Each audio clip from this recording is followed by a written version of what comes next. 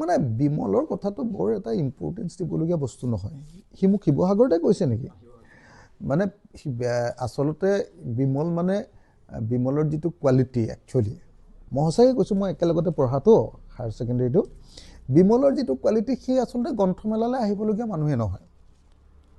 কিতাপ পঢ়া মানুহ নহয় ট্ৰেড ফেয়াৰ কিবা কিবি সেইবিলাকত আহি সি কিবা দুটা এটা কথা ক'ব পাৰে কিন্তু বুক ফেয়াৰ কথা ক'ব পৰাকৈ বিমলৰ একচুৱেলি কোৱালিটি নাই মই নিজে জানো যিহেতু আমি একেলগতে 2 বছৰ একেলগতে হোষ্টেলত আছিলোঁ ন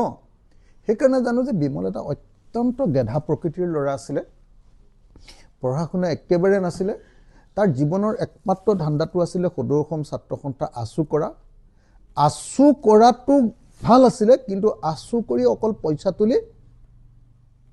জীৱনটো চলোৱাটোৱে তাৰ কাম আছিলে মই সদায় সেইকাৰণে কৈ আছোঁ সি কিবা গাড়ী গুৰা কিনিছে কিবা কৰিছে তেতিয়া সেই সময়ত যিবিলাক বিজনেছ কৰিছে চব আছুৰ পৰা সি জেবি কলেজৰ GSও হৈছিলে আছুৰ পৰা সি আপোনাৰ তাৰ পাছত ব্যৱসায় বাণিজ্যও কৰিছে আছুৰ পৰা আছুৰ কোটাতে MLA চিটো পাইছে সৰ্বানন্দ সোণোৱালৰ পৰা তাৰপিছত সৰ্বানন্দ সোণোৱালক লাট মাৰি আকৌ হিমন্ত বিশ্ব শৰ্মাৰ লগত ভালো হৈছে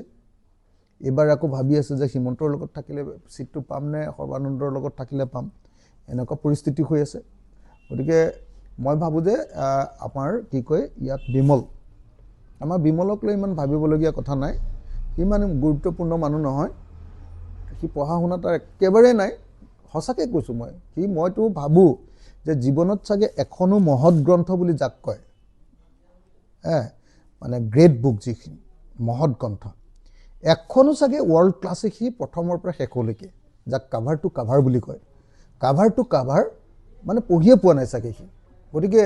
আনকি অনুবাদ কিতাপো পোৱা নাই চাগে মহৎ গ্ৰন্থ পঢ়ি মই এনেকুৱা লাগে তেনেকুৱা এজন ল'ৰাৰ লগত আৰু মইনো কি মুখ চাপতি মাৰি থাকিম আপোনালোকে নিজে কওক